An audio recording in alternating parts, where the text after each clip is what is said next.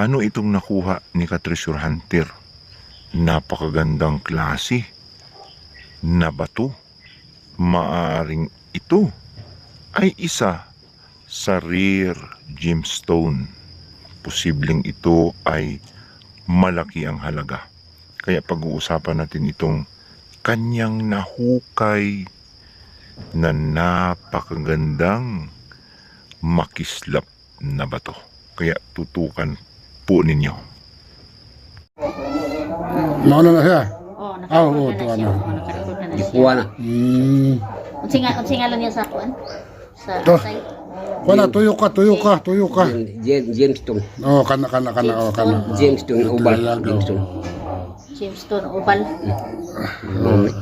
Ang result Kuan din ni Natawa na ako. si Kuan din si James nga ubal. No. Tayo no.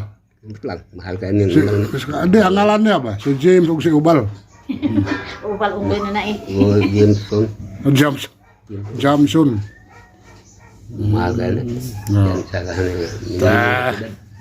Okay, kaya million, di ba? Tagano ko lang. Di nakakita lagi ko ano dito sa...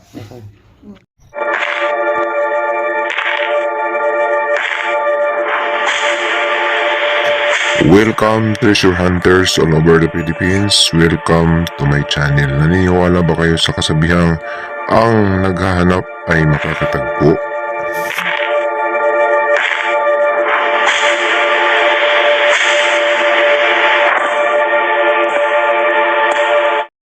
Magandang araw po sa kanilang lahat. Luzon, Visayas, Mindanao, welcome back again sa aking channel. Tayo na naman po ay magbabalik sa isa naman pong napakagandang topic natin pong ibabahagi sa inyo ngayon tungkol po sa nakuha ni ka-treasure hunter na napakakinang na bato. Anong klase ito? Itong ating pag-uusapan, no? Kung mamahalin ba ito o hindi. Pero bago natin pag-uusapan ito, tayo po muna ay magpapasalamat sa lahat po ng ating mga subscribers, bashers, haters, no? Sa patuloy po ninyong pagsuporta, panunod po sa aking mga videos. Sa hindi pa nakapag-subscribe, pakipindot na lamang po ang subscribe button sa ibaba, no? At paki-follow na rin po ang aking Facebook page, Yusuf Yamato po. So tayo na naman po ay magbabalik sa isa na naman pong napakahalagang topic, no? Tungkol sa kayamanan. So ulitin ko, sa hindi po mahilig manood ng treasure hunting videos ay pwede po kayo mag-skip. So continue, dire-diretso tayo sa ating topic na pag-uusapan tungkol po dito sa napakakinang na bagay na nahukay ni ka-treasure hunter. Alam kong marami na sa inyo, marami na sa atin ang mga nakakuha ng iba't ibang klasing makikinang na bato, pero itong nakuha ni ka-treasure hunter ay kakaiba, no? Napakakislap, no? Parang salamin. Ito ay nagsasabing magandang klase na gemstone ang kanyang nakuha.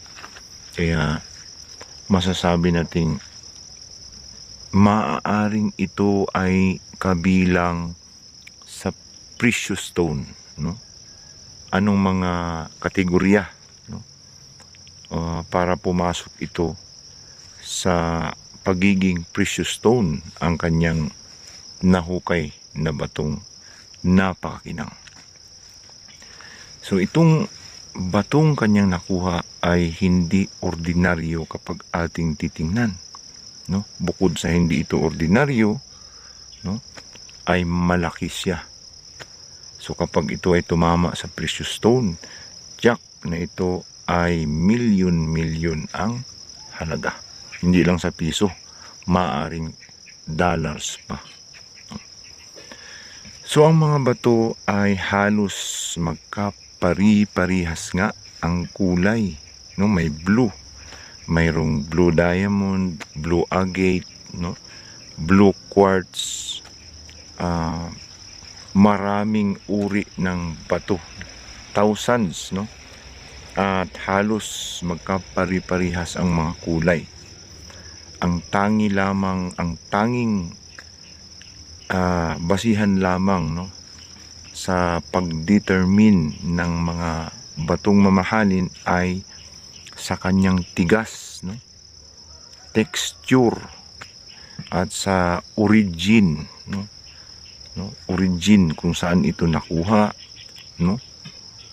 Paano nakuha at anong uri ito, no? Ang mahalaga yung uri. So sa mga bato, ang basihan sa pagiging mahal ay yung clarity, no? Yung clear na clear, napakaganda, parang salamin, no? Crystal clear. Kumbaga, ito ay masasabi nating mahal na uri kahit semi-precious pa ito, no? Kahit crystal quartz ito o kung anumang klaseng gemstone, basta napakakinang ito, klarong klaro, ito ay masasabi nating may presyo. So mayroong blue na kaparihas nito na blue diamond. Subalit sa laki nito ay imposibleng maging blue diamond ito. Kung blue diamond man ito ay may mga triangular, rectangular at mga imperfection inclusions sa loob ng bato, no, ng mga cracks na kapag titingnan natin. At higit sa lahat, no, napakabigat, no, kapag batong diamante. Pangalawa, sa kulay blue na ito, ang most common, ang tinatawag na blue sapphire. Sa mga ganitong klase, common masyado ang blue sapphires. Subalit karamihan sa mga blue sapphires ay darker, no, mas bluish. Ito kasi light blue. At madalas nating makikita kapag ganitong mga klaseng light blue, ito ay tinatawag sa mga nag-aaral ng mga bato na aquamarine. Blue aquamarine. Kabilang po ito sa mga crystal quartz, no, na mamahalin. So kapag sinabing aquamarine, blue ay rare ito. At kapag hinanap natin ito sa Google, makikita natin ang pinaka the best na aquamarine, pinaka clear, pinaka magandang klase ay napakamahal. Sa ganito klaseng gemstone, ganitong klase kalaki, ay masasabi nating milyon ito kapag nakahanap ng buyer, no? Kapag tumama sa aquamarine, tumama man ito sa sapphires, mas lalong mahal, o kung tumama man ito sa blue diamond, ay mas lalong napakamahal, no? Ang tanging paraan lang para ma-determine ito ay maipalaboratory.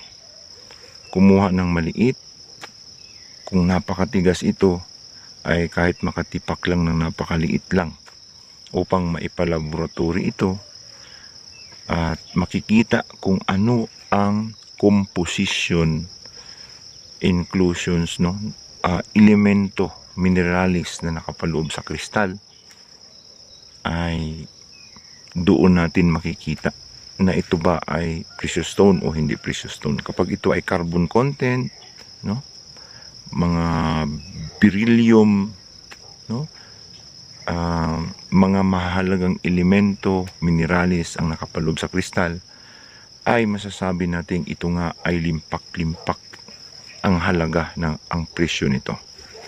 So ang akin pong tingin dito, no, ang akin pong analyze tungkol sa batong ito ay napakagandang klase na aquamarine. So kung ito ay nakuha man mula sa Yamashita treasure hunting, tiyak ito ay mamahalin, sapagkat sabi ko nga, kapag ito ay itinago ng mga Hapon, tiyak ito ay may halaga. Hindi nagtatago ang mga Hapon ng mga mumurahing klasing mga precious stone. Ang iba dito ay bilyon, no? $1,000,000 pa, no? Hindi piso. Kapag nakatagpo kayo ng mula sa Yamashita treasure hunting ng mga bato, siguradong milyonaryo kayo, no?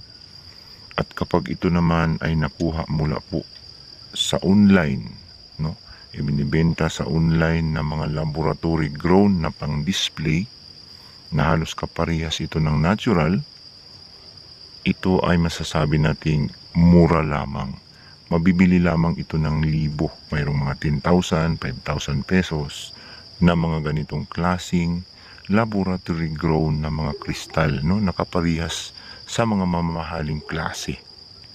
So, yun po yung mga ideas natin, no? Analysis tungkol dyan sa kanyang nakuha, sa mga magagaling, sa mga gemologists na mga nanonood, sa mga eksperto dyan, pwede po kayong mag-comments ng inyo pong analyze dito sa kanyang nahukay. No, sa mga bashers na magaling, pwede po kayong mag-comments ng inyo pong mga kutob, no, kung anong klaseng bato itong kanyang nahukay. No? Sana po ay nakapagbigay ito sa inyo ng karagdagang kaalaman. Ito pong ating naging topic ngayon. Sa mga nagtatanong pala kung saan pwedeng magbenta ng mga gemstones, no, unahin mo na ninyong magpa-laboratory, magpa-certificate bago kayo maghahanap ng buyer at mayroon kayong katibayan kung ito talaga ay totoo na diamond ang inyong mga hawak, sapagkat may mga nagsasabing mayroon ako niyang diamond na yan pero hindi pa ito sigurado sapagkat hindi pa ito dumaan sa laboratory. Magkanong bayad sa laboratory? No, sa University of the Philippines, Quezon City, 3,000 pesos lang, no? Ang pinaka-the best ay maliit lamang ang inyong dadalhin, no? Kasi maaring mas maliit pa ang bayad, no, sa inyong pagpapasuri. Kung ganito na lamang po, maraming salamat po. Ito po inyong katresuran na nagsasabing kapag tayo po ay naghahanap, tiyak na tayo ay makakahanap.